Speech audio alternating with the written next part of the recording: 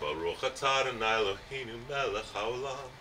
Asher kiddushanu b'mitzvotav v'tzivanu la'asok b'divrei Torah. La'asok b'divrei Torah. La'asok b'divrei Torah. La'asok b'divrei Torah. La'asok b'divrei Torah. So forgive me for sitting. Normally I don't. But if we can close that screen door in the back, it's just, thank you. It's just, I'm so you all know, so just if you don't know, so this is the sukkah, right? This is, we use this community sukkah, but it's our family sukkah. So when everyone leaves, whether it's 9 p.m. or 1 in the morning, clean it all out, and we put 2 queen-size air mattresses there, and the 4 of us sleep there on that side, where you guys are. And last night, so we have a number of mattresses, and a couple of them have small leaks. And so the schmendrick that I am, I cooked out. One of them was fine, the other one had a leak. So the 4 of us are sleeping, and John and I are on that side, and Ben and Allison are on this side. And every half hour, I've got to turn it on so it goes, because it's got a switch. So I didn't sleep last night. And when I started to fall asleep, at one point, I don't know, late night, early morning, I actually couldn't stay up anymore. It's been a long couple of weeks, as you can imagine. That was me. I was leaking it. That's it. It was you leaking. And so I realized I had rolled over onto the dog's bed, which was next to me. So forgive me if I'm moving a little slow. A couple prayers we're going to do first. Please repeat after me. Baruch atah Adonai. You got to repeat after me. Baruch atah Adonai. Eloheinu. Melech haolam. Asher kiddushanu b'mitzvotav v'tzivanu l'shev v'sukkah. Blessed are you, Lord our God, ruler of the world, who commands us to dwell in the sukkah. So we sanctified commands us to dwell in the sukkah. For some of you, this is the first time this year, so repeat after me. Baruch atah Adonai Eloheinu melech haolam shehachianu v'kiyamanu v'higianu lazman hazeh, which is, thankfully, blessed are you, Lord our God, who ruled the world through His process at this moment, this time. So this is the second night of Sukkot, which we'll talk about, and we'll finish the conversation I was just saying as well. And so we have a prayer. It's called Ushpizin. We need to remember to invite our guests. Behold, we are prepared and ready to perform the commandment of Sukkah, as the Creator, blessed His name, commanded us. In Sukkah shall you dwell for 7 days. Every citizen of Israel shall dwell in Sukkot, in order that their generations will know that God caused the children of Israel to dwell in Sukkot when God brought them forth from the land of Egypt. May it be your will, Rabbi Shalom, Master of all the worlds, may it be your will that the mitzvah of dwelling in the sukkah be reckoned before you as if we had fulfilled it in all its details and implications, as well as the 613 mitzvahs that are dependent upon it, and as if we concentrated upon all the intentions which the men of the Great Assembly concentrated upon regarding. We're going to go over that. We have Ushpizin. We invite our guests in, and so we say we invite to our meal, to our sukkah, to our learning, the exalted guests Abraham, Isaac, Jacob, Joseph, Moses, Aaron, and David. Tonight is the second day. May it please you, Yitzchak, Isaac, our exalted guests, that all the other exalted guests dwell here with us and with you. Abraham, Yaakov, Yosef, Moshe, Aaron, David, and David. Okay, so to finish, we were having a little bit of conversation just now about Breslov Hasidim. So Reb Abraham Greenbaum, who wrote Wings of the Sun, is my friend and teacher, as I said, for 30 years. He and Rabbi Chaim Kramer founded the Breslov Research Institute. So that's what started all the books that you start seeing about Rabbi Nachman that start really coming out in the late 80s and 90s. The Breslov, every Hasidic group, so Hasidism starts with the Baal Shem Tov, this great mystic in the 18th century, and then when he dies, it splits into 2 different groups, and then it keeps going. The Rebbe, the head of each group, it becomes literally like courts. One of them is a man named Rabbi Nachman of Breslov. Rabbi Nachman was this great mystic, this great storyteller. His stories are fairy tales to a child, and they hold the deepest of Kabbalistic secrets. And so that book, Wings of the Sun, incorporates and integrates. There's chairs up here too. Integrates and incorporates what people think of normative Judaism, but understanding that it's just integrated. We don't view rational and irrational. Judaism is a non-rational monistic tradition. We do not think rationally, we do not think irrationally, we think non-rationally. Okay? What does that mean? Our brains do not work linearly. Okay? They do not work linearly at all. And if I spark a memory for you, then I got the sweetest text from your daughter, by the way, that she watched Rosh Hashanah as well. What did it say? It was just very sweet that she watched one of the sermons and she was really happy. Exciting. So, if I spark a memory, and that will spark another memory that may be non-related. So when I ask someone to tell me about their loved one who may have died, just tell me about them and just make bullet points. And they'll say, okay, just put them in bullet points. Don't tell a story. Just do random acts of consciousness, right? They'll say, okay, well, I remember we went with Grandpa on a cruise to Mexico, and we were in a restaurant in Cabo San Lucas, and there was this great food and this mariachi. Just great to took us on a cruise. And I remember once he took us to listen to salsa to Gypsy Kings at the Hollywood Bowl, and that started a life of doing all sorts of things and concerts. And he and I even once went to go see the Rolling Stones at the Hollywood Bowl. And he really introduced me to rock and roll, Grandpa did. And which became really, to old rock and roll. He took me to go see at the Wiltern, Crosby, Stills, Nash and Young. And Crosby, Stills, Nash and Young were so great, and they sang this great song about wooden ships. And I remember there was a great song, and it really touched my grandfather. And probably because he had been a sailor at one point. And he had actually loved sailing, and he took us sailing when we were little kids, when he had a boat. So you see how one memory sparks another, but they're not linear. That's how our human brain works. And that's how Judaism works. It works non-rationally. Not irrationally, not rationally, but non-rationally. We are integrated into mysticism. Does that make sense? Okay? So, Rabbi Nachman really understood that, in Rabbi Greenbaum, Rabbi Abraham, because he says, dear friend, I love very, very much. And when he comes back out, God willing, when he's healthy enough to come back out to Los Angeles, we'll bring him here again, and everyone will be confused why he's here as opposed to some big shul in Beverly Hills. But he is a great teacher. He has a website called azamra.org, azamra.org, because I will sing. And you can get his books there. He has some of them even published for free online in case you can't afford them. That's the kind of guy he is.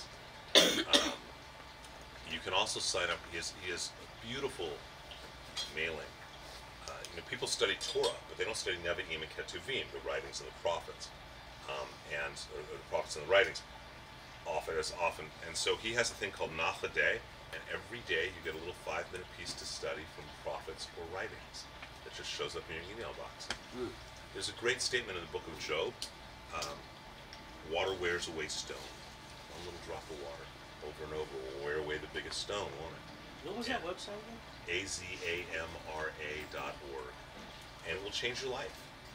I have said to many people, there's a series of books called Daily Dose of Torah, and it's a however many volume set, like this big, but it's 10 to 15 minutes of study per day, and there's just a little bit on the Torah portion of the week, on halakha, on the law, a little bit on Kabbalah, a little bit on Talmud, a little bit on ethics, things like that. And I've said to a lot of people, I learned more studying that every day for a year than I did in a year of rabbinic school.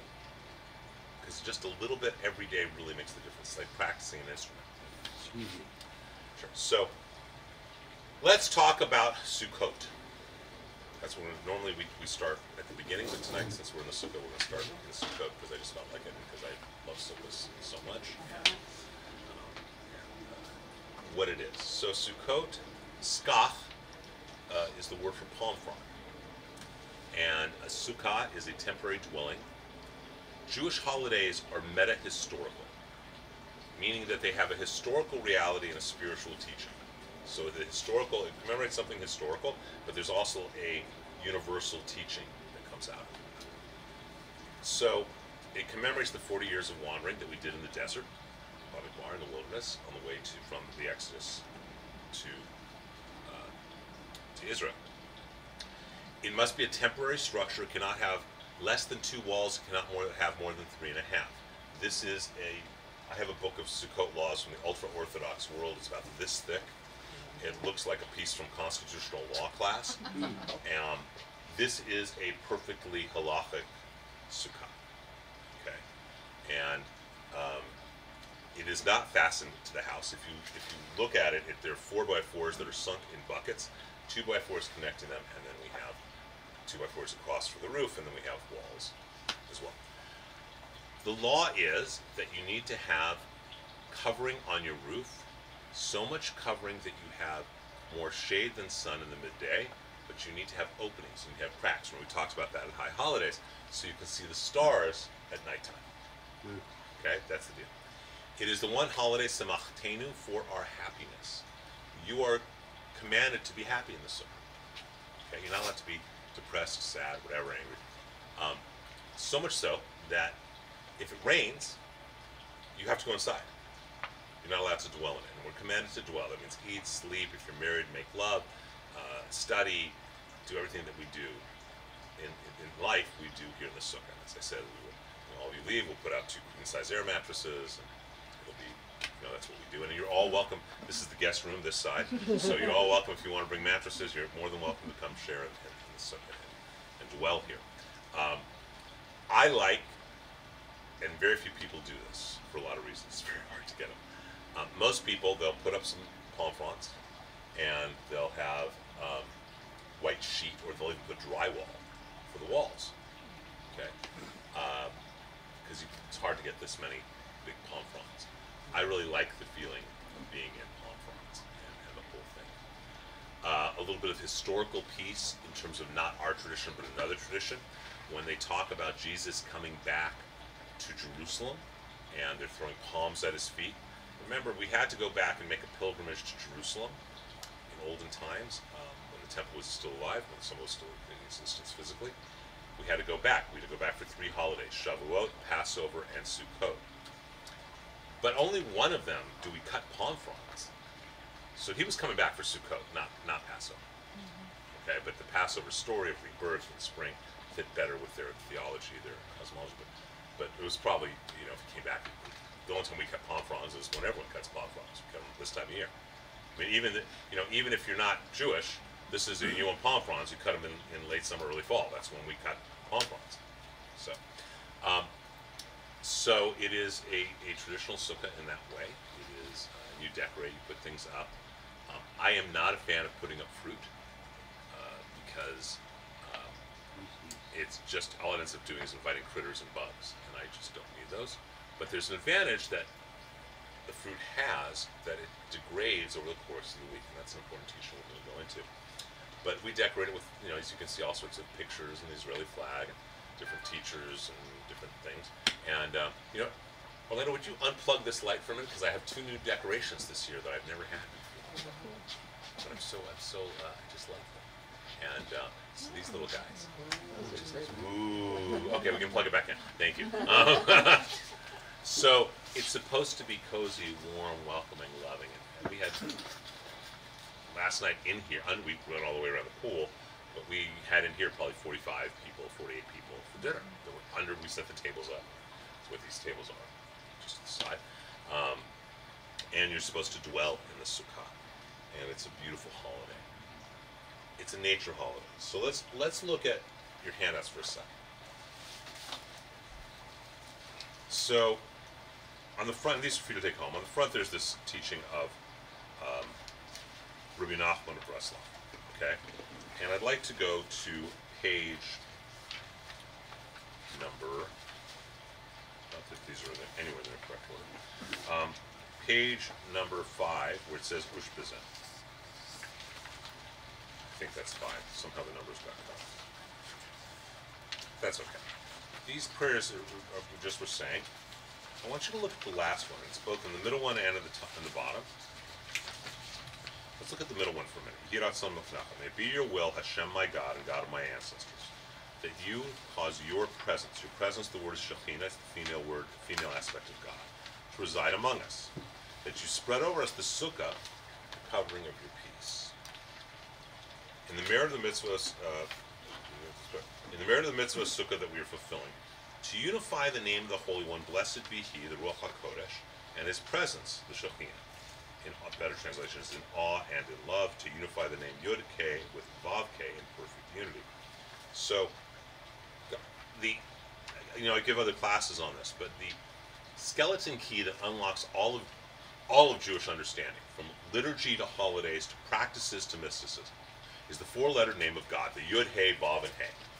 That four-letter name of God is the model from which all Jewish ritual comes from. It's the basis of our service. And on the top of the Yud, and we'll talk about this when we start going at the beginning, the class after this, that will be more at the beginning, but the top of the Yud, called the Kutz of the Yud, is the infinitesimally small part. And so the idea is that everything in Judaism has 4 plus 1. Okay, that's what we do. We do 4 plus 1. Not everything, but most things, and certainly our rituals. In the daily service, there's the morning blessings, there's the Sukkah de Zimra part of the blessings, the Shema and the blessings, the Amidah, and then 3 days a week you have a Torah service. It's constantly 4 plus 1. How many cups of wine in a Passover Seder? 4 plus 1. 4 plus Elijah. How many questions when Amanishna? How many? Why is this night different from all other nights? Well, there's 4 questions, but there's a hidden 5th one, which is the one that says, "Why is this night different from all other nights?" And you see this throughout. And Yud He is the masculine part, and Vav He is the feminine part. Okay, so we're unifying masculine and feminine, doing Sukkot. That's number 1. Right? We are not a patriarchal tradition. We're not a matriarchal tradition. We're a partnership. Let's keep looking at this prayer for a minute. This is from the Orthodox prayer book, the Art Scroll. To surround us with the aura of your honor, holy and pure, spread over our heads from above like an eagle arousing its brood, and from there to cause an abundant outpouring of life for your servant, each of us, son of whomever, or your handmaid. Remember, when we call to Torah, we call based on our father's name. Right? So I'm called based on my dad's name. Right? Many of you are called. It's Rebecca. What's your father? What was your father's name? Arnold Levitsky. So it was his Hebrew name. Abraham. So it's Rivka bat Avraham. The exception is healing and this. When we pray for healing, we pray for healing under our mother's name. Your mom's name was? Sarah. So it's Rivka bat Sarah. Okay? When we pray for healing. Here we also do it under our mother's name. Because our mother brings us wholeness. Our mother birthed us. And on a certain level, we're in a womb right now, aren't we? I mean, it's a womb with a view, but it's a beautiful womb. And it's really important to recognize that. The Holy Zohar says that all of the gates are open to the tears of the mother. Now, I don't think Allison loves the kids any more than I do, but she carried them in her for 9 months, 36 weeks. Right? And so there's a relationship with that. So first of all, this is realize that this holiday is about unifying the name. Okay? Unifying masculine and feminine. And that out of that, like any birthing, out of that comes abundant blessings. Right? And in the merit of my leaving my house to go out, and there's to come into this Sukkah, and I will enthusiastically pursue the path of your commandments, this is a great couple of lines. May this be reckoned for me as if I have wandered afar. Come home. Cleanse me thoroughly from my iniquity, from my sin purify me, from the exalted guests, the guests of faithfulness. We just invited those guys, Abraham, Isaac, Jacob, etc. Because they are in every Sukkah. May your ears, may God's ears hear abundant blessings. May you endow me with the privilege to dwell and take refuge in the sheltering protection of your wings. At the time of my departure from the world, may not be for many, many decades, to take refuge from the stream of fire and the fiery rain when your rain cools upon the wicked. Now, this is the great line you got to listen to. May this mitzvah Sukkah that I perform be reckoned as if I had fulfilled it in all its details, implications, and specifications, as well as all the mitzvos dependent upon it. May you seal the book of life for our benefit. Allow us the opportunity to dwell many days upon the land, the holy land, in your service, and in your reverence. Blessed is Hashem forever. And amen and amen. The next one, Master of all the worlds, may be your will that this mitzvah of dwelling in the sukkah be reckoned before you as if I had fulfilled it in all its details and implications, as well as the 613 mitzvos that are dependent upon it, and as if I had concentrated upon all the intentions which the men of the Great Assembly 2,000 years ago concentrated upon regarding it. So what do we learn from this? First of all, that our intention is to realize that even if we're not doing it right, may it be counted as if we did it perfectly. we said on Yom Kippur, you know, we get to Nila, the gates are closing, the book of life is going to be sealed. Remember all that kind of thing? There's all this, we gotta get it done, we gotta get it done. Except then we get to Sukkot that says, you know what, you get a forgiveness card. If you're coming into the Sukkah and you're dwelling in the Sukkah, then that can extend your book of life, and you'll seal it with, maybe this will bring you the blessings to seal it. Okay? It's a get out of jail free card. It's great. But what else does this tell us? All 613 commandments of the Torah are dependent upon Sukkot. Every one of them. Every commandment you can think of can be, its roots can be found in Sukkot. That's how important this holiday is. And yet it's a holiday that has been disregarded outside the observant world in the 20th and 21st centuries. How many of you grew up with a sukkah? Okay? And how many of you have a sukkah in your home? I rest my case. Okay? It's because it seems kind of primitive, it seems kind of whatever, but it's not. It's a very nature holiday. It's a very beautiful, beautiful thing to do. My kids have grown up with it, thank God, from the time they were 2 months old. They've dwelled in a sukkah, and this is their favorite holiday, other than Hanukkah, because they get gifts. But this is their favorite holiday, because you're going out into nature. So what we learn, just some basic things from nature, just being here. This is beautiful. But this Sukkah was cut Thursday, right? It was cut up on Thursday, I think. Wednesday. Wednesday? Yes. So it's still green, most of it, but it's starting to get a little dry. By the end of the week, when we put the palm fronds up, they're really heavy. When we take them down, they're really light, because they're all dried out. And it reminds us of the temporal quality of the physical world and the permanent quality of the spiritual world. That's a really beautiful teaching when you think about it. What's important in life? Is it this, or is it what it contains inside? Right? If you can't get walls, one of the things that you can even do is you just draw a string across, and that counts as a wall. You just can't go out of it. That's very difficult to do when you have a border collie as your dog. Rocky likes it. So, is anyone else getting some bug bites on their ankles? All the time. No, right now, are you getting it? Oh, no. Okay. Because we have some citronella. That's good. So, this is very much about nature.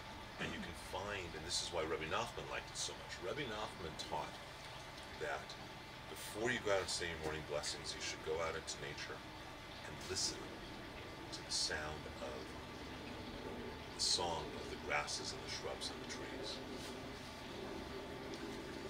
And we disconnect from that in Los Angeles in 2020, don't we? And this is a reminder that we are the mercy of God's grace. So, we've already done this idea of Bush Bazin. It is so important. I wrote an article for the Jewish Journal on it. I was one of the commentators this week in last week's Jewish Journal. They take one verse and they ask 5 people to comment on it. And what I talked about was the fact that I think, really the most important part of Sukkot is inviting guests, Bush Bazin. And it's really a beautiful line when you it's such a wonderful statement. Be seated, exalted guests. Be seated, guests of faithfulness. Be seated in the shade of the Holy One. Blessed be He in His presence. Right? Where there's a portion, where there's the portion of Israel. The pleasantness of our Lord, our God, be upon us. May He establish our handiwork for us. Our handiwork may establish. It's all. We invite in these ancestors, these collective ancestors. Each one of whom correspond to a different energy center, what we call a sphera. We'll get that later as we go through this series of classes. Each one of these sages, these patriarchs, corresponds to a different energy center, the 7 that are in our body. So each day corresponds to a different focus. Make sense? And walk me so far. Now, let's talk a little bit about the action, the ritual activities, the ritual of Sukkot. So we have in Sukkot a lulav and an esrog. What is a lulav? this is the community of lulav. So the commandment is that each of us are to wave the 4 species. Okay? And these are called the 4 species. And they are, they are very specific how they're used and what they're used for. We're all commanded to have one. So our family has one, which we waved this morning. We only waved them during the daytime. Our family has one, but this is one bought by the temple. So everyone who's donated in whatever the way of their time or their money, the temple has ownership in this. So that everyone can say that they fulfilled the commandment. The 4 species is composed of this. This is a palm frond. It is the spine. Okay? It is, it is put together so it can be weighed. Then we have this beautiful 3 leaves that are called they're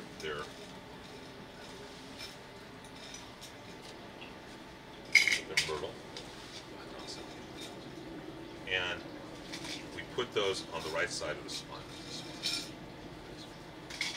There's 3 of them. Now, what do these look like to you? If you look at one of these leaves, just falling off, what does that look like to you? If you had to pick one part of the body. A vegetable kebab. A vegetable kebab? What part of the body is that? It looks like an eye. It looks like an eye. Did I get it right? You got it exactly right. It looks like an eye. Okay. These can heal blindness. Okay. If you know how to eat, they can literally affect us. And so we put them in so we may be able to see in a good way. How did you know that was the right side if you turn it over? Because I look at, okay, so if we look at this, right, where's the back of the spine? It's right here. Okay? And you can put it in wherever you want, but trust me, over the course of the week, it rolls around. And so we put these in here. Okay. And then we have here the willow. Uncomfortable, I like it. Yeah, I like the plant. I don't know why they make the willow plastic harder to throw. Is that alive? Does it die, or is it? Well, it's cut. It was. I mean, it's alive, but it's cut from the. I mean, will it last? It'll last through the week. Oh, okay. But in fact, Orlando, would you do me a favor? You know where the jacuzzi pump is? I've got last year's lulav sitting there, just standing there. So we can just see what it looks like. Thank you so much. So here we have the willow leaves.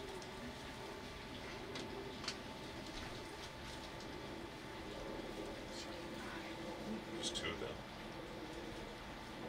And they go in here. Now, if I was to ask you, is that male or female, what would you say? It's male. Okay, it's male. You're not seeing it's male.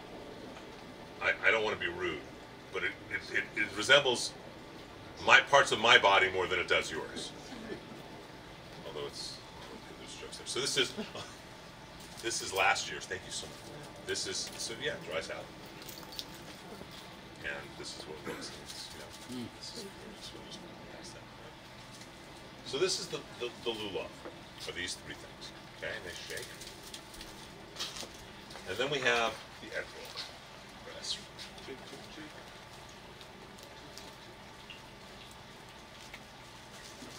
In English, this is called a citron. We're going to watch a movie on tomorrow night about Sukkot that will change your entire relationship to a holiday into this. Ooh, Ushpizin? Ushpizin, yeah. Love that movie. So this is, can't remember when we filmed. This is a citron. It actually hangs this way. This little piece here is called a pitta. It's only kosher if it starts and it has the pitta. Okay? So it hangs this way.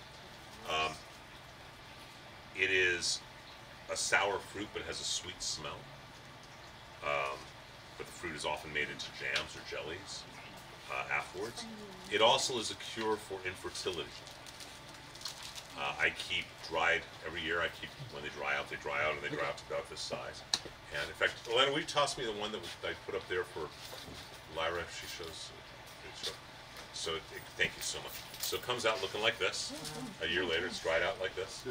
Okay, and it's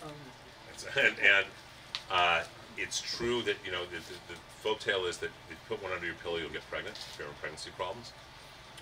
We did IVF, and I hadn't worked the first time, hadn't worked the second time, she miscarried, so the third time I remembered that. For whatever reason, I'd forgotten the first two, and so I wanted to make sure, and we put two of them under our pillow.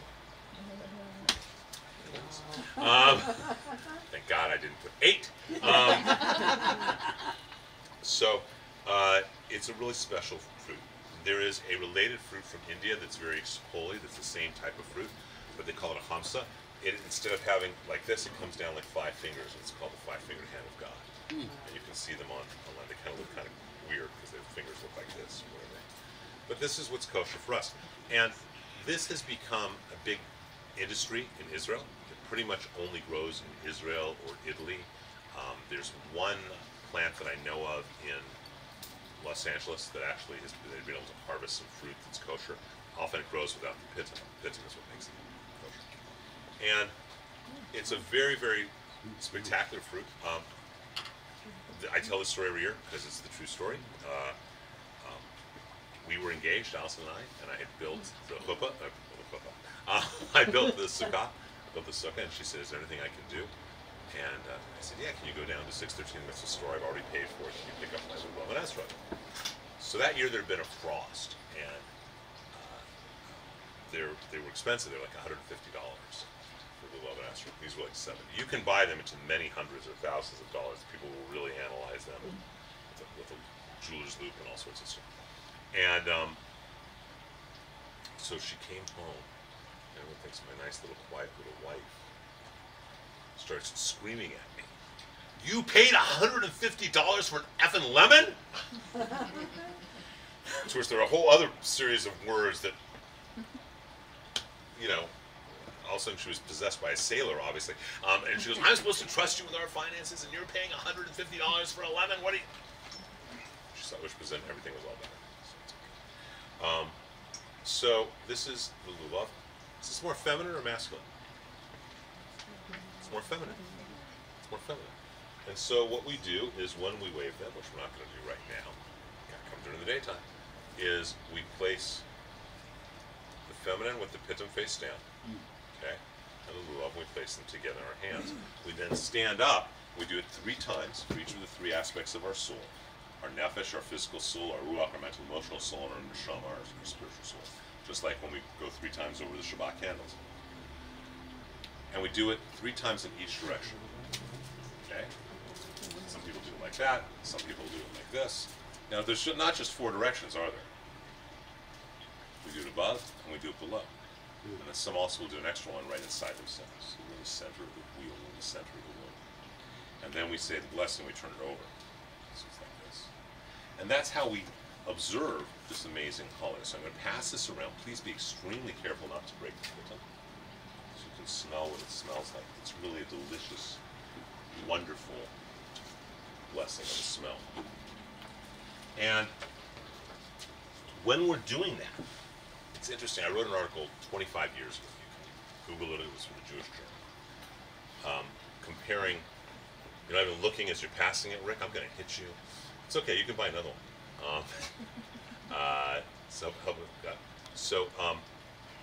I was confident that she was there. It's a good thing. Trust. It's a trust issue. Isn't that a great smell? I was going to catch it on another one. We'll just pass it on over here, Joni. So, it is. I wrote track. I never dropped the baton. There you go. So in 25 years ago, I wrote an article for the Jewish Journal. I never won. Comparing the lulav and etrog and how we use it is identical to how the Native American Plains Indians, the Lakota and the Oglala, use and symbolize the chanukah, the medicine plant, where it's the stone bowl, which is the feminine, and the masculine stem goes into it to unify them together. And the chanukah, it's a stone bowl, a wooden stem. It's wrapped in animal skin. We are the humans, and the smoke goes to the spirit world. In this is the same kind of thing. We are combining all of our body and the spirit, and we're placing it all together in our hands, and we're creating in the world. So it's a real time of creation. So first of all, do you guys see how this is really analogous to a womb in many ways? This whole holiday, in some ways, right? It's really very analogous to being in the womb and birthing. But what are we birthing, and how are we doing that? What's it really about? So in order to do that, we're going to look at a little piece of Torah. Because everything comes back to Torah, right? So if you can take your handouts, and let's talk about our patriarchs first before we even read this. So we have a prayer during all of our services called the Amidah. Baruch atah Adonai Eloheinu v'Elohei Avoteinu Elohei Avraham Elohei Yitzchak Elohei Yaakov. Right? Blessed are you, Lord our God, God of Abraham, God of Isaac, and God of Jacob. Why do we not say God of Abraham, Isaac, and Jacob? Why do we say God of Abraham, God of Isaac, God of Jacob? And the reason is because each of them find God in a different place. Abraham finds God on a mountaintop. Isaac finds God in a field. Jacob finds God in building things. Okay, that's why the temple's called the house of Jacob. Okay? And he finds it in structure. So that's the first thing to remember. The holiday of Sukkot is identified and paired with our patriarch Jacob for a number of reasons. First of all, the first time, we're going to look first at page 5. Would someone please read where it says Tanakh? This is from Genesis chapter 33 of the Bible. And Jacob lifted up his eyes and looked, and behold, Esau came, and with him 400 men. And he divided the children to Leah, and to Rachel, and to the 2 maidservants. So this is right after Jacob's had his dream, right? And with the angel, and so he's going to come, and now he's about to meet Esau, who he thinks wants to kill him. But Esau doesn't, so would you go to verse 8 and continue, please? And he put the maidservants and their children foremost. No, go all the way down to verse 8. Actually, go to verse 9. And Esau said, I have enough, my brother. Keep what you have to yourself. Okay, because Jacob was offering him many of his cattle and stuff like that. Go on. And Jacob said, No, I beg you. If now I have found grace in your sight, then receive my present from my hand. For therefore I have seen your face, as though I have seen the face of God, and you were pleased with me. Take, I beg you, my blessing that is brought to you, because God has dealt graciously with me, and because I have enough. And he urged him, and he took it. And he said, Let us take our journey, and let us go, and I will go before you. And he said to him, My Lord knows the children are tender, and the flocks and herds with young are with me. And if men should overdrive them one day, all the flock will die. Let my Lord, I beg you, pass over before his servant, and I will lead on slowly, according to the pace of the cattle that goes before me, and the children are able to endure until I come to my Lord to Seir. And Esau said, Let me now leave with you some of the folk who are with me. And he said, What needs is there? Let me find grace in the sight of my Lord. So Esau returned that day on his way to Seir. Okay, so they've now come together, they've made peace, everything's fine. Now read the last sentence. And Jacob journeyed to Succah, and built himself a house, and made booths for his cattle. Therefore the name of the place is called Succah. Sukkot, which means booths. So the first time that the word Sukkah or Sukkot is mentioned in the Torah, it has to do with Jacob after his transitionalist transcendent dream. Okay? Jacob is associated with Sukkot. We are taught that Jacob is born on the first evening of Sukkot, last night, and he dies on the first evening of Sukkot. Right? So Jacob dies on the first evening of Sukkot. What happens to him after that? And let's take a look at this because it's so, it's really important to understand what happens. So if we go back to page 4, so this is chapter 50 from the Tanakh. And Joseph, the son of Jacob, Jacob has just died. Joseph fell upon his father's face and wept upon him and kissed him. And Joseph commanded his servants, the physicians, to embalm his father, and the physicians embalmed Israel. Remember, Israel is the other name for Jacob. So is embalming allowed in Judaism? Yes. It is. Absolutely. Jacob's embalmed. Absolutely it is.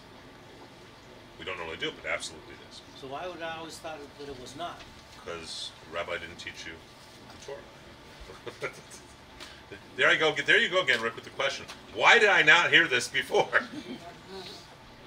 So why is it that the custom is to be buried as soon after?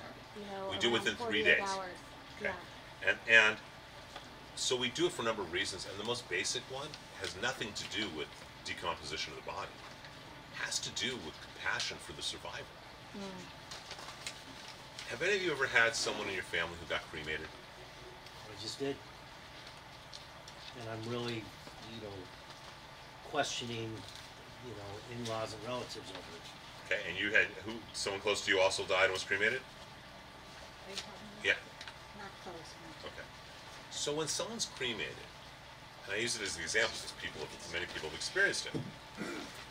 When someone's cremated, it takes a week and a half, 2 weeks before you get the ashes. Yeah. It's not the ashes, before you get the cremains, it's actually called. It's not ashes, it's the ground up bone. But, when someone dies, you're not considered a mourner until burial. Our sages identified that because it's surreal. Even if you expected it, God willing, someone lives to be 120, and you expected it, it's still surreal. That time period where they've died, but you haven't had the ritual of burial, right? So you're not considered a mourner until you have burial. So we want to do it really quickly so that the person can start mourning. Something happens in our psyche and in our spirit when the earth slams onto when you place that earth onto it does, right? It's cathartic, and it just changes us in the moment. Some of you are nodding because you know that it does. The experience of it changes. So what happens is, if we postpone it, it makes it very difficult, right? How do you mourn? Jacob was a great leader. Remember, Joseph's the number 2 guy in Egypt. This is his father. It's like marrying Queen Elizabeth, only more, right? There's going to have to be multiple days. People want to mourn. They want to go through their own thing. Yeah. My problem that I had is a young age, and I'm a child of survivors. So I have 2 problems. Number one, when you bury someone, I've always taught, the soul remains and rises, and I'm not sure I remember, properly what I was taught. But then also, so if you're cremated, how does, you're burning? That's why we gave that whole talk the other day on Yom Kippur on death and dying, because it's Right. about cremation and about the fact that the hyoid you're supposed to be resurrected based on the hyoid and that. But on a very practical level, you want to get the family mourning, right? You want to have that ritual so you can start to actually grieve and it's not surreal anymore. Because when you place the earth on the casket, all of us who experienced that for loved ones, right? All of a sudden it became much more real. They're not coming back, right? So that's why we do it in 3 days. But you absolutely can embalm. Right? So now let's look at this. And 40 days were fulfilled with him, so fulfilled the days of those who embalmed. And the Egyptians mourned Jacob for 70 days. Okay? When the days of his mourning were past, Joseph spoke to the house of Pharaoh, saying, If now I have found grace in your eyes, speak, I beg you, in the ears of Pharaoh, saying, My father made me swear, saying, Behold, I die in my grave, which I have dug for me in the land of Canaan. There shall you bury me. Now therefore let me go up, I beg you, and bury my father, and I will return. So Joseph goes to his buddy Pharaoh and says, my dad wanted me, Jacob wanted to be buried in Israel. And so, can I go up there? And Pharaoh said, Go up and bury your father, according as he made you swear. So Joseph went up to bury his father. This is 70 days later, right? And with him went up all the servants of Pharaoh, the elders of his house, and all the elders of the land of Egypt, and all the house of Joseph and his brothers, his father's house, only their little ones, and their flocks, and their herds, they left in the land of Israel. And there went with them both chariots and horsemen. It was a very great company. And they came to the threshing floor of Atad, which is beyond the Jordan. And there they mourned with a great and bitter lamentation. And this is a bad translation. Because actually what it says is, And Joseph ordained a mourning for his father for 7 days. And the inhabitants of the land of the Canaanites saw the mourning, and this goes on, this 3 years from now. Okay? And so, 70 days after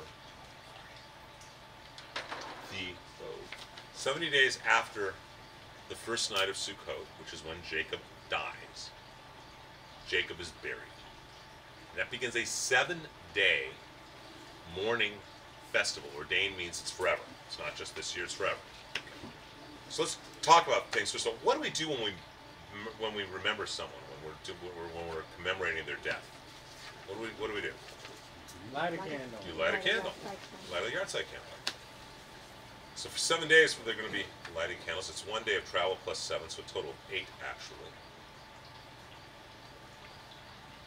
And we light this candle. What happens 70 days after the first night of Sukkot? Anyone know what date that is in the Jewish calendar? You're cheating, Oren. It's the first night of Hanukkah. Sukkot and Hanukkah are 10 weeks apart. Exactly. And they are tied together. So now let's see how they're tied together. Okay, I can't sit down. I'm sorry. It's hard for me to sit down when I'm teaching. I'm so tired. Okay, so let's go through this for a second, right?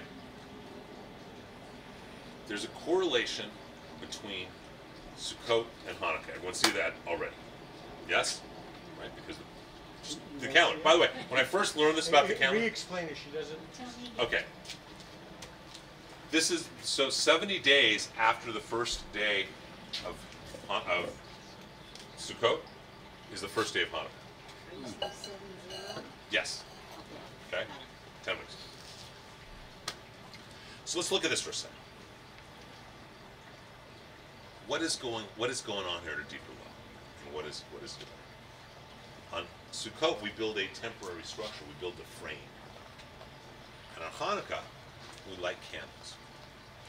Hanukkah obviously is also tied to Jacob, because that's when the memorial was started. With me? Right? Everyone with this? We have these weeks in between. And each week, we have the opportunity to focus on a different one of our sphirot, of our energy centers. There are 10 of them. And what we're doing is constructing a temple. The holy temple was based on the Sukkah. All structure is based on the Sukkah. It must be solid, but it must be temporary, because nothing in the physical world is permanent. There must be an opening, a way for people to come in and come out. You must have openings so that we can have the stars come through, the spirits come through. Anyone remember your chuppah? What makes a chuppah? You can't have a solid wall for a chuppah, solid roof, can you? It's the talus, so it's open up to the sky. Same kind of thing. So, what goes on here? We start building a structure. 70 days later, we turn on the lights. And the time in between is for us to build the temple in between. Whatever our temple may be. I don't necessarily mean a physical temple. Maybe it's a business. Maybe it's a relationship. Maybe it's whatever it may be. But this time period, the two holidays are connected. Who's done construction on your house or remodel or built a house? Okay? First thing you do is build a frame, right? Here it is. And each week, we're focusing on a different thing so that on Hanukkah, the last thing you do when your house is all done, what do? You turn on the lights. All done. It's all finished. Right? Has to have openings. Has to have windows. So this holiday is deeply tied with Hanukkah. And there's no other big holiday other than Shabbat. There's no other than Rosh Chodesh. There's no holiday between Sukkot and Hanukkah. Now, we're all taught that Hanukkah is about the Maccabees, the Hashmoneans, right? We all learned that, right? And it is. Hanukkah, I don't know if I put this in here now. Hanukkah is absolutely about the Hashmoneans, the Maccabees. But, I put this in here. But what does that mean? So we're taught that there's this revolution, and what happens, the Maccabees, they end up taking back over Jerusalem. Let's just talk about Hanukkah for a minute. They take back over Jerusalem, and they've only got enough sacred oil to last for 1 day, and it's going to take 8 days to have the holy oil for the Ner Tamid, the eternal light. By the way, what's one thing you'll never see in a sukkah? Can you put a mezuzah up in a sukkah? No. Yes, Oh, yeah. you can. Not obligated to, but you can. What will you never see in a, can you put an ark in a sukkah? Absolutely. Okay, if someone's bar mitzvah was next Saturday, we would do it in a sukkah. Wow. Good, if you could fit it. You won't ever see a ner tamid, an eternal light, in a sukkah. A what? And a ner tamid, the eternal light. You'll never see that in a sukkah. Because that doesn't show up until Hanukkah. Huh. Okay, so let's go back to the Hashmonees, the Maccabees. They get this oil. Now, the miracle supposedly starts on the 25th of the month of Kislev, the 25th day of the month of Kislev in the Hebrew calendar. We were already on the 25th day of the month of Kislev doing a mourning ceremony for the yahrzeit of our patriarch Jacob, right? Now, did the miracle of the Maccabees happen on the 25th day of Kislev? Maybe. Did it happen in winter? Probably. And is there a wonderful teaching of light in the middle of darkness? Absolutely. And it's also possible that maybe it happened on the 23rd day of Kislev or on the 28th day of Kislev. And our sages said, you know what, we're just going to combine the yahrzeit for Jacob and this Hanukkah, which means dedication. Hanukkah absolutely means dedication. We're going to combine them together so that we have Hanukkah at the same time. And Hanukkah is tied to, do you all see now how Hanukkah is tied to Sukkot? For how many of you is that new information? Okay. It's not so it's a very powerful holiday, isn't it? Hanukkah is much more important than people realize because it's the completion and the setting off of rebuilding your temple, rebuilding and dedicating that temple, whatever that temple may be. How do we see that? So there are two types of prayers in Judaism. There's a lot of prayers, that's not fair.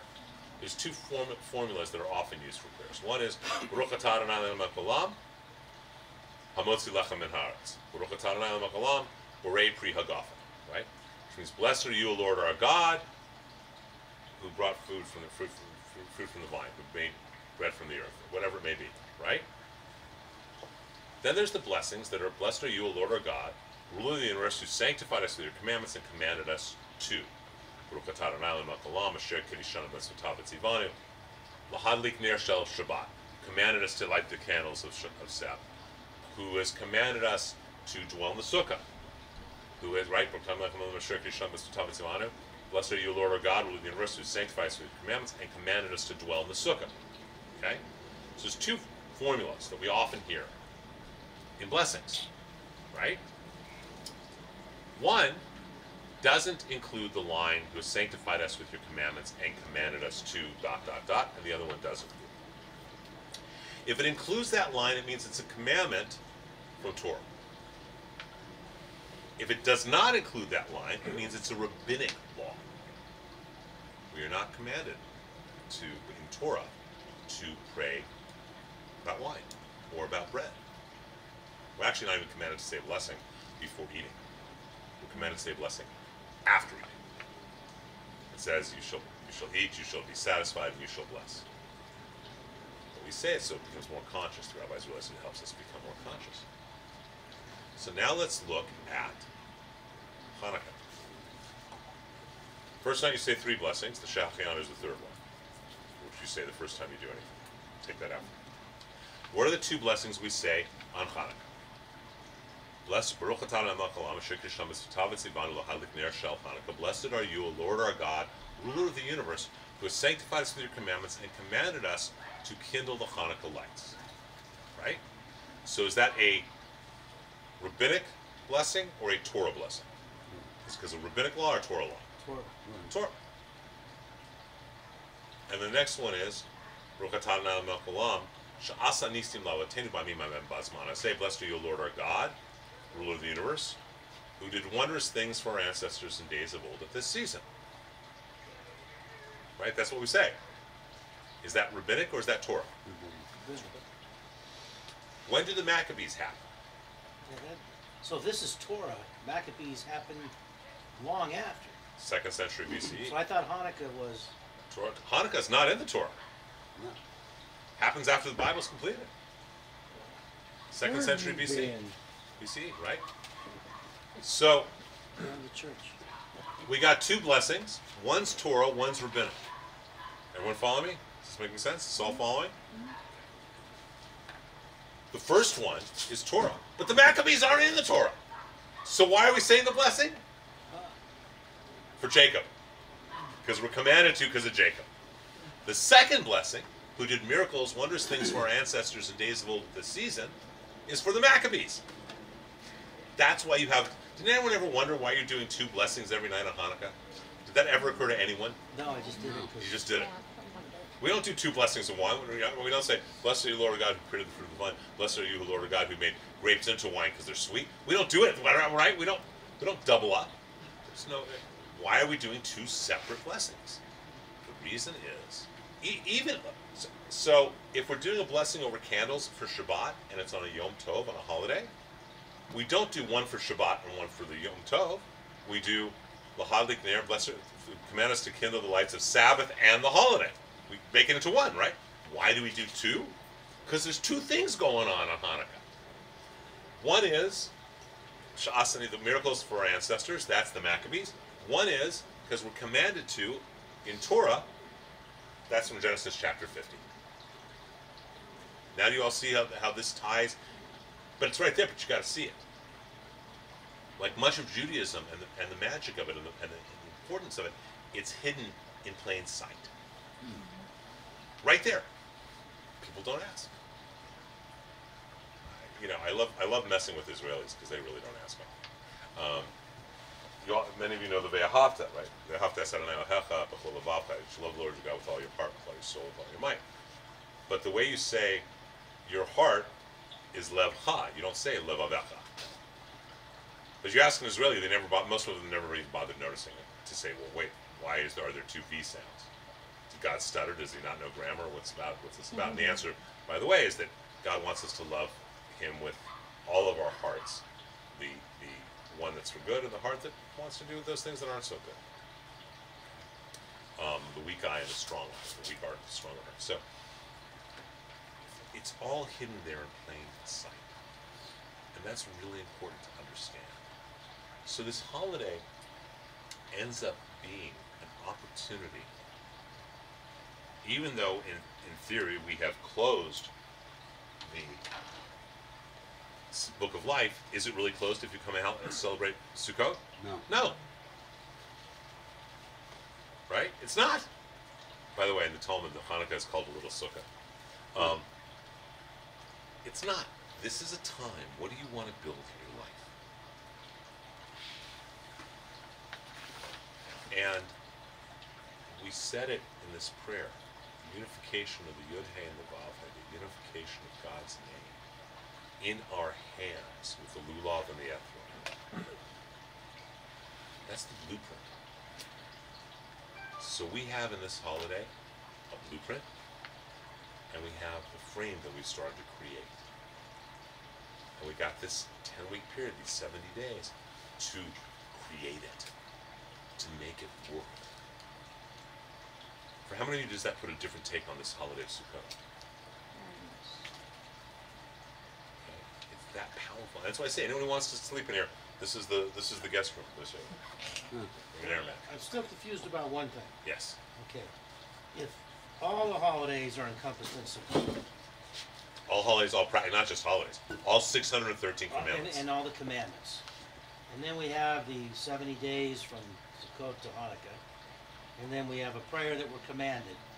But Hanukkah came out of Sukkot. But 1,000 years later, how was it in the Torah? It's not. There's two blessings. One, that's the point. The Hanukkah is actually a double holiday.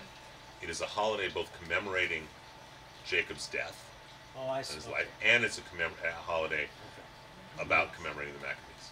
You never heard that before. Never. Makes a whole different. Now you want to re-raise the girls and have them in a sukkah. Exactly. I'll start all over again. I don't think you want to start all over again.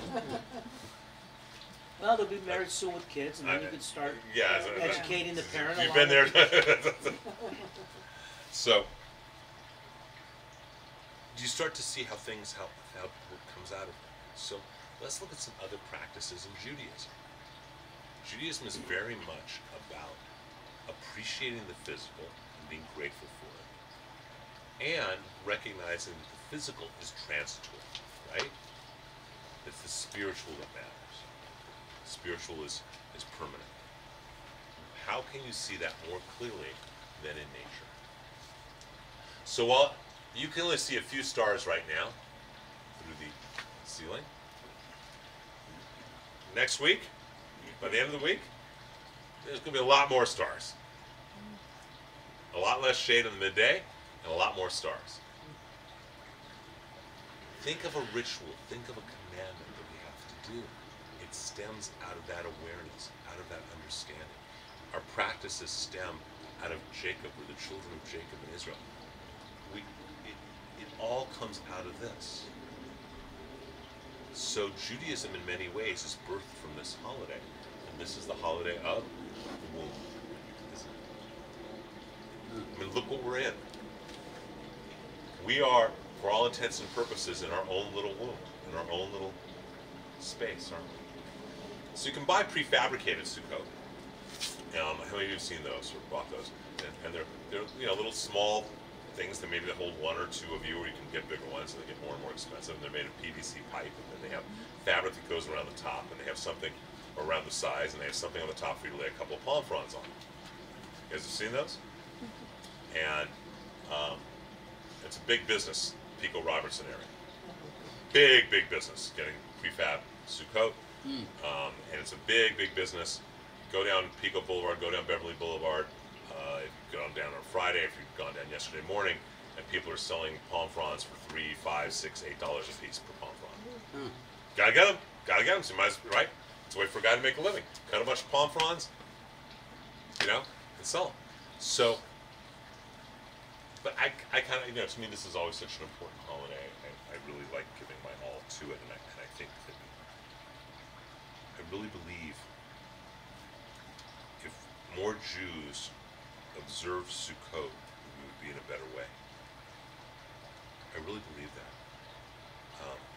I think that dwelling in a sukkah, that includes sleeping in it, eating in it, it changes our consciousness. It really does, and it changes how we view the world, and we hold on to that. Does that make sense to everyone? How many of you have gone camping or been in nature, and it opens you up for those moments? This is a solid week of it. It's not like, oh, we're going camping and there's no shower. The kitchen's right there, the shower's upstairs. Okay? Today, because I was so exhausted, I went in the jacuzzi and I ended up washing my hair and conditioning my hair and showering in the jacuzzi. Like, as close to a bath as I was going to come, because they never let me get near a bathtub. But I shower, right? But you're not losing anything, right? We're not only having cold sea rations. How many of you here were last night? Who was here last night? You were here last night? You were here last night? I would say we had more than a feast, wouldn't you? Oh my gosh. Oh my goodness. We had enough food left over for probably another week or two. And we gave a lot of away, and Friday night, hopefully you all come for Shabbat dinner, and it's a potluck, and it's a feast. And you're eating and dwelling, and Matt and Benny will be here, and we'll be doing music and singing and doing a short Shabbat service during the meal, and there's something to doing it here and doing it this way. And it's a really beautiful, and I'm seeing more and more smiles now from you guys. What do you guys think of this so far? Thumbs up? Well, I find it so interesting how, like, Judaism is not taught as a spiritual path, and that's what so much is missing that you do. And the idea of the 10 weeks between Sukkot and Hanukkah being a time of like spiritual growth, and every week focus on something else. God, why didn't I ever, learn that? I mean, it's something that's so missing. So first of all, you've heard of counting of the Omer, which is the period between Passover and Shavuos, which is a 7-week period where you focus on a different energy center and a different aspect of it for the 7 weeks, right? Isn't it nice that this is roughly 6 months in advance of that? Mm-hmm. So that twice a year you get to do that kind of focus. And I will tell you, Rebecca, when I first, I think I learned from Abraham, actually, Rabbi Barclay, this issue of the calendar. I think it was him, because I learned it for like 30 years or something. I thought this was the coolest connection I'd ever heard that I had just missed. That was right in front of my face, right? So I went to all my Reform and Conservative colleagues, and none of them knew it. I went to the Orthodox guys, and they said, well, of course. Why? Because we think of a calendar of January, February, March, April, May. We don't, most of us don't think of the calendar of, we just don't think of it in terms of Elul, Tishrei, Mar Cheshvan, etc. We don't think in those ways. If you think in the Hebrew calendar, look, what holiday is fourth Thursday of every month? Fourth Thursday of November. Thanksgiving. No one's question. If Christmas is on a Sunday, what day is New Year's? And if Christmas is on a Tuesday, what day is New Year's? Right? We all got that one. But we've let go of this one. So one of the other things that this does is when it starts out, it's a full moon. Right? But a week later, it's not. We're a lunar people. We're not a solar people. I mean, we combine with the solar calendar so that our holidays are always in the right time of year. We're not a purely lunar calendar. But we're a lunar people. We work in the cycles of the moon. That's what our holidays are. Shlomo Karlbach used to teach that we are moon people, not a sun people. Which means we're people of spirit and love. Not a people of stuff. You love someone. You go into the moonlight, you don't have to see anything. And you hold each other's hands, and you see in a different way. You're not blind. Right? You don't go, hey baby, let's go stand on the midday sun and hold hands because it's so romantic. Right? Has anyone ever gone to a date, or had a date gone to you, ever in your life and said, hey, let's go look out at the midday sun because that's so romantic? No, we go, let's look at the stars and the moon, don't we? That's what I'm getting wrong. See, this is the I keep telling you, when you're asking for the romantic date to go stand in 100-degree heat under the sun, it's not working, Rick. Okay. But if you say, let's dance under a full moon, right? It changes everything, doesn't it? Then the holding of hands is seeing in a whole different way. And we're a lunar people, which is a spiritual people. It's a different way of viewing the world. And the moon reflects the light of the sun. We reflect the light of God. You dwell in a sukkah, and you become conscious of that food. Right? Maybe one night, so I didn't grow up going camping for a week at a time every summer. That's just not what we did. We were Jews from the valley. Camping meant it didn't have 24-hour room service. I started doing more camping afterwards. We've never really taken them camping, although I have amazing gear. I mean, we have every summer they actually have me set up a tent out here of all bizarre things, and they stay in it for like 3 weeks because we have a two-room tent. It literally goes from here all the way. Wow. It's huge. Don't tell. I got it on sale once. I saw it. It was like 10% of what it was supposed to cost, so I immediately bought it. And we've never. I have all the camping gear. We've never used since they were born. But any of you grow up camping on a regular basis? Well, you did because you went to Boy Scout camp. Scouts and also camp. And that, but the Scouts was different because you were in tents. Yes. You were in. It wasn't like Hess Kramer. Backside of Catalina. Hess Kramer, where I grew up, was not exactly Hilltop. camp. Hilltop was not camping even when it was built. But I also had friends out of Scouts that were hunters and. Right, so you went camping, and that sets you in tone with the world. Yeah. With the universe, with the cycles. A bigger cycle than just a day. It sets you in tone with the moon and the stars. Guys I know that grew up camping and doing 1 or 2 weeks of summer with their family, they still do it. Yeah. Because they found that it's valuable, changes their outlook in life.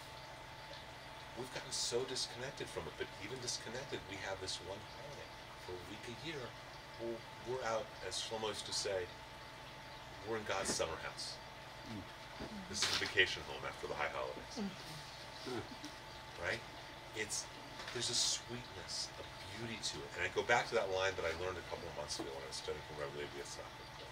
If it's not sweet, it's not Torah. So that goes back to what you were saying. If the rabbis aren't teaching the sweetness of Sukkah, why is anyone going to do it? So, one of my favorite Sukkah stories, 26-ish, or 28, and I'm renting a condo in Playa del Rey. I have a balcony, so it's Sukkahs. So I make my balcony with palm fronds and I hang some fruit. So I invite my grandma. I reckon she's around 90. Would thank God to be 100. My grandmother's father and all of his fathers were rabbis in a place called Shenigat. She was Sky Goberi. And so I said, "Grandma, you're coming over, we're going to have lunch tonight." So I bring her to the balcony. I bring her to the condo. Go on to the balcony. You know, a little 10 by 12 foot, if that, 10 by 6. But it's all scocked up, and it's all, and I got the little ovenette truck sitting there. My grandma starts sobbing. She goes, "It's a suki like my daddy used to make." It brought back those memories of 90 years earlier, 80 years earlier, of being a child in her father's sukkah, and the warmth and love that comes with that. And you're right. It's not being shared. And it's so important. This is such an important holiday. And that's why I'm not just saying this. People think that I just say things and they're like fake offers. If you want the Torah, you're responsible for it. If God forbid something happens, it's our Torah. You want the Torah in your house? Come, you pick it up, bring it back. You treat it properly. I trust that you will. It's all of our Torahs. You want to come sleep in the sukkah? Come sleep in the sukkah. You just have to put up with the 4 of us snoring and a dog. But come sleep. And I mean that because it's so important. It's so valuable. It's so special. And, you're all smiling right now, which is great.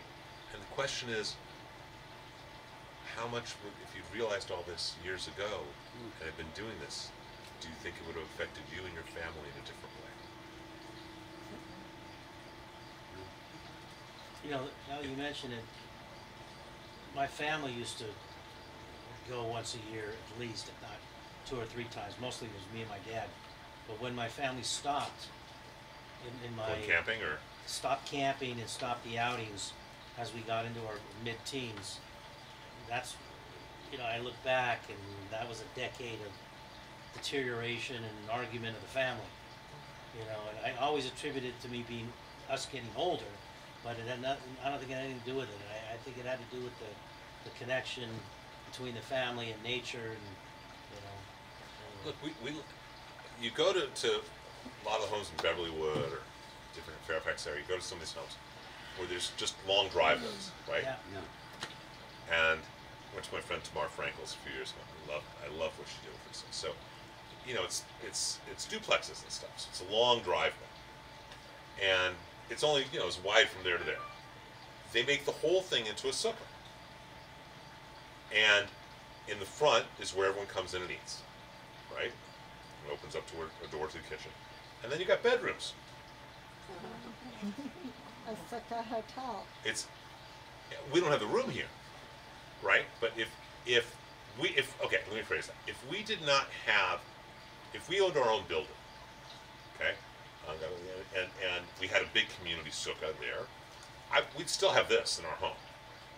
The only difference would be I'd have put a screen or curtains or drapes right where you guys are, and that would be for everyone to come, and we'd have guests, and we could do the sukkah, and then we wouldn't have to take everything down and put it back up, and this is where we'd have our beds. I remember going to Tamar's sukkah, and it's a driveway. And and I've thought about this, I just think we have so many events that would just be too messy, too hard. All the floor, which is concrete, was all carpeted. Wow. They lay out carpeting that they roll out every year and they roll back up. And the whole thing's carpeted. And it's cozy. It doesn't matter what the weather is. We have we had one that didn't work as well. There was like a heater pit. But we have one of those heaters that has it's right on the other side of the pool. One of the big heaters, propane heaters. Mm-hmm. So if it's cold in here, I just got to be careful. I'll put it outside. I just got to be careful because the palm fronds and stuff. But you can make this very warm. Doesn't matter how cold it is. And we don't, I think that on a practical psychological level, by not observing Sukkot, we have lost a huge bridge and connection with the universe, with God. And that's just psychological. Spiritually, understanding the mysticism of it, we don't, if we're not observing Sukkah, we're not getting all the benefits, which we just read about. All 613 commandments. This counts as all. Right? What is kashrut? So kosher is a commandment. We've got to be kosher. Right? What is kashrut about? It's about separation between that which is holy and that which is not holy for us, but it's still holy. Right? We don't eat scavengers or predators. We only eat grazers. What's separating the holy from the holy? This separates us from nature, from the outside, but yet nature is inside, right? So it's about separation the same way. Pick the law, and it comes out of Sukkot. And it's such a special, special holiday, and I really do invite everyone to come. We have some air mattresses. I cannot guarantee whether they leak or not. I think I will. And it's so important. So first of all, does that affect you guys in terms of your understanding of Sukkot? Okay. How many of you want to observe Sukkot more often? So this year, first of all, we have palm fronds. If you want to take palm fronds, or come by tomorrow, we have extra palm fronds. If you want to build a little, when I was 10, I think I was 10, 11, we had clotheslines. Does anyone remember clotheslines? Yep. Part of the backyard, and we had palm trees, and I got a bunch of palm fronds, and I made my own little sukkah. I read under it, and you want some palm fronds? They're here. You can use them for the rest of the week. Remember, it says here as if, may my observance count as if I had done it with all of the intentions the men of the Sanhedrin of the greatest heaven. Palm fronds do it. We have programs every night this week. Tomorrow we have a movie, and we have Pizza in the Hut. Wednesday we have Talmud and Tobacco. Thursday we have sushi in the Sukkah. Someone underwrote finally Games of sushi. Sukkot. I'm sorry, and games of Sukkot. Backgammon, Scrabble, chess, things like that. My kids love that night because they'll be here. Friday we have Shabbat dinner, potluck. Don't bring meat, it's dairy parve. Saturday night we're having adult night. That doesn't mean what you may think it means. Tequila It tasting. means hookah in the Sukkah and Tequila a tasting. games night and tequila tasting. Bring your favorite tequila. Of tequila tastings. So bring your favorite obscure tequila, and so we have all these things going. Sunday we have a brunch with a financial meeting for people to talk about some of the fundraisers we need to do this year and talk about what we're doing financially at the temple. We do everything. We're gonna have Thursday afternoon. Thursday afternoon we're meeting with religious school kids 5 p.m. here. Yeah.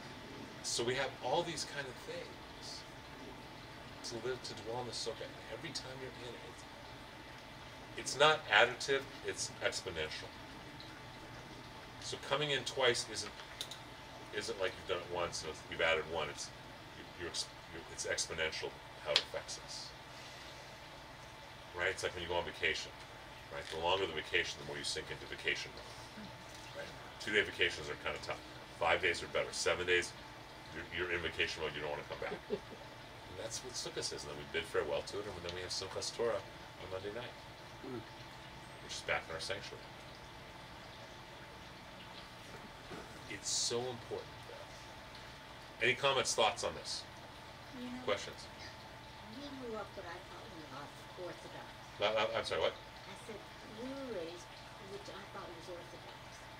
Sukkah was never that important. It was never emphasized like Passover and some of the other holidays. And it was this is interesting because, you say Sukkah, okay, so we'll have to meal outside or something. But it was never emphasized in any way at all. Like I'm saying, it was Yom Kippur, it was Passover. This is kind of interesting. It's, what's happened is we assimilate, And often people become about the rule as opposed to the essence when we talk about the spirituality. And so, it's really important we have different dishes for meat as opposed to dairy. By the way, you don't need to have different dishes. Okay? Buy glass plates. Yeah. Glass counts. You can use glass for meat, wash it, and you can use it for dairy. Huh. And then you can use it, wash it, and use it for Passover. Huh. Okay? We never, our mothers try those. All we ever use is glass. Okay? So that's number one, because it doesn't, that's the key kosher. So in your home, you guys grew up kosher, right? And you had different, 4 sets of plates, Oh, yes. right? And that was, Passover. and everything's so important, you gotta do this and do this right. Yeah. But the essence isn't there. I think part of the reason is we want to assimilate so much. Our ancestors, wanted to assimilate so much when they came to this country. And so what happened was, well, I can keep kosher in my house and no one sees it. And I can wear a hat and no one can tell I'm keeping my head covered, and I can, those kind of things. Can't build a sukkah without your neighbor knowing. Okay, especially in a city like New York, right? You just can't build a sukkah without everyone knowing. And I think that may be part of it. And people kind of, oh, that seems too primitive, that seems too whatever. When in fact, it's the essence of everything. And again, I'm reading from the Art Scroll prayer book. This is the ultra-Orthodox prayer book. In Rabbinic school, we call this Rabbi Art Scroll. Okay, because this is where the prayers come. And this is, when you look at the conservative Reform prayer books, they come out of this. And it's sad. I think in my own family, right? So my grandmother obviously grew up as a child with a sukkah. Obviously, her father and all his fathers before him had. But I don't think I could be wrong. I don't think that my grandmother and grandfather had a sukkah with my mom. And my mom and dad didn't have a sukkah until I said we really need to have a sukkah of some sort. So I'm going to put pom-poms and we those. And they've grown up. That's all they know. Mm. It's really, look, last night, it was bright in here at nighttime. When all the lights were out and we're sleeping, it's still bright, because even though there's only cracks, it was a bright moon. In a week, it's not quite so bright. Okay, we reflect God's light, and this is such a great holiday to do that in, for sure. Other questions or comments or thoughts? Yes? When I was going to Hebrew school, Loudly, sleep. when I was going to Hebrew school back when I was 12 years old, they made sukkah to be really irrelevant. They're very, very. You go in the Hebrew school, you have a sukkah, you have some punch, and you're not taught the significance of it or anything. And you're supposedly learn about it. So remember, you may or may not teach kids that. My kids haven't. Well, now they've learned more, but But we were, they just know they just knew they had to dwell in it all. well, we were going to learn about Judaism in the school. They didn't teach it. They didn't teach it. They didn't teach the significance of it. It's so significant, and it's great with kids. I don't know what's going to happen in their lives. Not that. Have foresight. God willing, they'll get married. God willing, my boys will have children. God willing, they will have a sukkah for their children. Because they'll think of the memories of being in the sukkah with their dog and those kind of things. I hope. It's hard on them. Sukkot is also a hard holiday because we have people over every day. But that's where we are as a community, where we are as a temple, and I would do this anyhow. If we had a building, we built a much bigger sukkah in the building, we'd still have people over, multiple nights a week. But we would be able to go to other people's homes as well. We'd still sleep in it. And it's really a beautiful holiday. So I want to encourage you, take some palm fronds. Come back in the daytime, take some palm fronds, put them somewhere in your backyard. Make a little lean-to. Even if you just put a palm frond leaning against something, it at least would remind you each day and night. It's such a great holiday because it is, and you're right. It wasn't taught. It wasn't taught in your Orthodox school. It wasn't taught where you grew up. And you're right that it. We had it, but it just wasn't taught the way I'm learning it now. I mean, the first night of Sukkah was, my temple was Temple Beth El, and it was a big to do, but it was kind of the sisterhood did it, all the family showed up. Second night, my grandparents, in their courtyard, everybody brought stuff over, and they kind of built stuff on the second night with people coming over, starting in the afternoon, and they hung out and smoked cigars, and the kids played in the backyard. And they were Orthodox, but I never understood. I just thought it was an insignificant holiday. It's one of the reasons I don't like the terms Orthodox and conservative reform, because they're so vague. Yeah. You're talking about Orthodox people who didn't do a biblically commanded, one of the most primary things, as opposed to someone, who's not necessarily keeping kosher and doing. My family was mixed. My dad's Austrian. He didn't know he was Jewish until he had to flee Austria, as a young man. And my mom's side was Orthodox, and they had a several hundred-year history in Germany. So I had kind of both sides. They did this in Germany. They did this in Austria. They did this in Russia. Everywhere. This is one of the things that connects us all together, and I really do think it's just this deep part inside of me that really believes that if Jews observe Sukkot more, we would be in a better place as Jewish people and as individuals and in the world. Because I'll see why I say that now when and to tie together this and Hanukkah, and so anytime you want to come during the daytime, just call.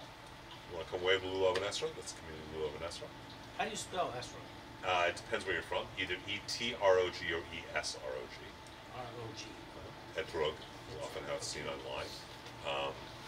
And, it's. I mean, can you imagine the kids were little doing this? It would have been great for them. We grew up in the city. We don't think about it. It's just great. It's the essence of who we are. So, thank you for being kind and when we say these things and sharing. Anyone wants some Succah? That's word for palm fronds. We have it out front. Come back to the daytime. Anyone who wants to wave a lulav and etrog, just tell me what day you want to come do it.